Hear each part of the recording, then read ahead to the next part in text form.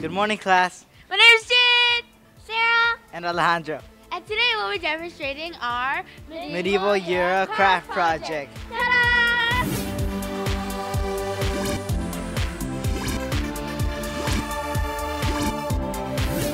This is a medieval catapult. It was introduced to England in 1216.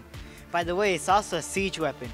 It hurled everything from stones to dead animals, or even alive animals, into a manor. Catapults were mostly used to attack manors. As you can see, this isn't the original catapult, but this is our original, and Sarah will be demonstrating how it worked. Okay, so these wheels on here on the catapult were kind of the important part of the catapult. When it was done attacking one castle, it moved to another castle to attack. Move, It shift, migrate. kind of like the modern tanks we have right now. Jin?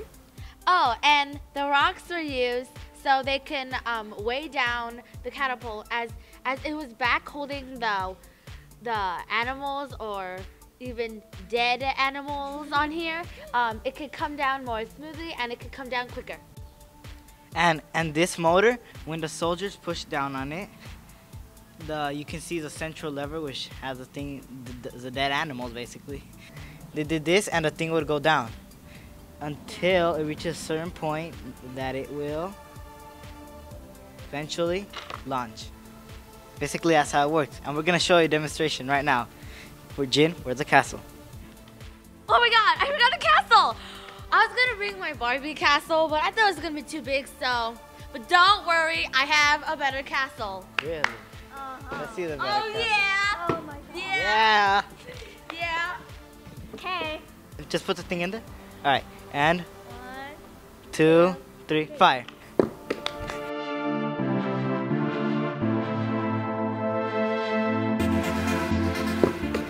We won Like the that. war! That's right! Victory Yeah. is ours! Knights were given land by a baron in return for military service when demanded by the king, and they had to protect the baron and his family, as well as the manor, from attack. To become a knight, they were trained for many years, and when they were worthy enough, they could become a knight. Knights ate many exotic foods depending on the situation and drank wine. A knight's estate is smaller than a lord's estate. Knights were respectful and loving to women, and it was their duty to protect the church. The church thought greatly of the knights and even called them divine. The church played a huge role in a knight's life, and they also had to protect the church from attack. The role of the peasant in the feudal system was to work on the noble's land. A typical day for them was to work on the farmland and do all the chores related to it. The woman cooked for the family.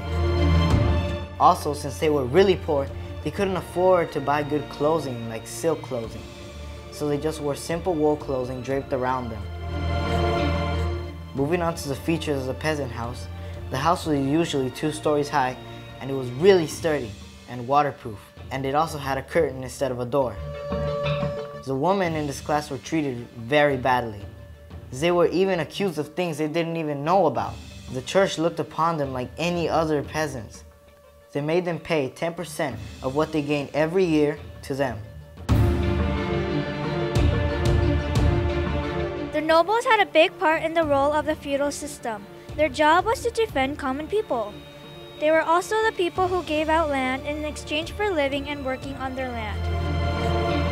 A typical fare for a noble's feast was very extravagant. A usual occurrence on the manor table was fowl, meat, and fish, often cooked or fresh, smoked or salted. They were the only people who could afford large quantities of milled flour and other grain products. In a meal, proper etiquette was in order. They did not use forks, spoons, or forks, and ate with their hands. Wealth did affect the style of clothing. Many people wore wool, as silks were very expensive. The nobles, however, wore important turbans and silks from the east. Brighter colors, better materials, and longer jacket lengths were signs of greater wealth. Women in the noble family had no rights. Their only jobs were to have children and to take care of the household.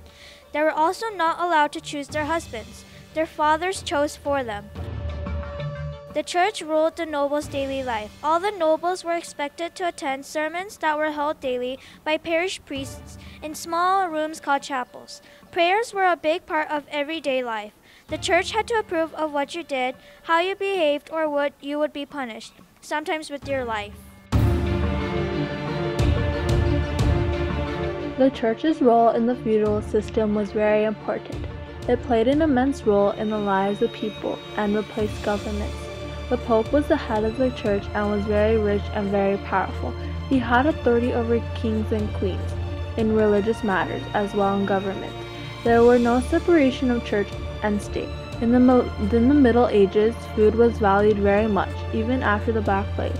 Meat was highly craved by all classes, but most lower-class citizens could not afford meat, or were not allowed to eat meat as approved by the church.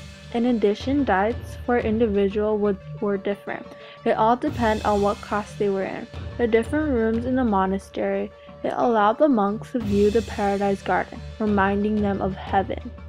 There were nights there that allowed monks to attend late and early services. Also, a chapter house. It was a room in which monks met daily to discuss business and to hear a chapter of the monastic rule. Even though you guys didn't care about this project, because we guys think that you guys are sleeping right now, it's just that we just want to get a good grade, and we just want to say thank you.